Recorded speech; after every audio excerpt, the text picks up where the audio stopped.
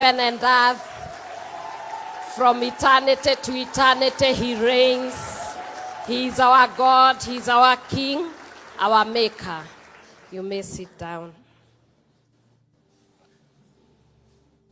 Thank you, Bishop, for the opportunity to stand here just before you preach. And I want to thank the entire church for the prayers you have offered for us.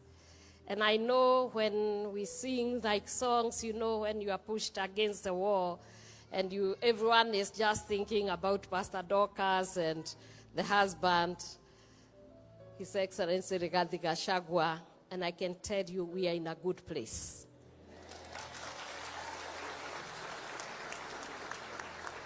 God will lift, and God may bring down. When he takes you up, you give thanks. When he takes you to another place, you give thanks.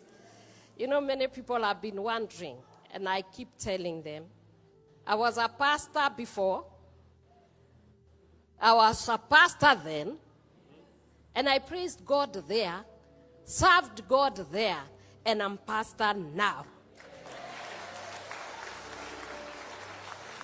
And I celebrate God, and you must celebrate God with me. God, I testify of his goodness. From the ghettos of Thika, Kiandutu, to the second lady of the Republic of Kenya, and now standing here as a pastor, the Princess of Heaven. Leviticus 22, verse 29 says, and when you will offer a sacrifice of thanksgiving unto the Lord, offer it at your own will, so that it's accepted. Let me tell you, I am a thankful person. At where we are standing, I am a thankful person. God saved us. God has saved my husband from many, many, many problems and challenges. My family, he was able to vindicate from very many lies. And when they thought they had defeated us, see what God has done. And so I want to thank God for everything he's doing for the church, and my father for the covering. He has been calling me every day, and I told him, I'm okay and I'm doing okay. But God called me to be a helper to one man, His Excellency Rigathi GACHAGUA. And I will stand with him. I will pray for him. And let me give a testimony. God has been good to us. When they went for him, God covered him. He is alive and well.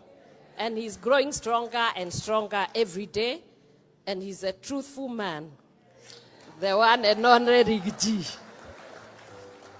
So when you see me dancing before the Lord, I know when you are down, you must praise the Lord. When you are up, you must praise the Lord. In challenges, praise the Lord. In good times, praise the Lord. When it is not working, praise the Lord.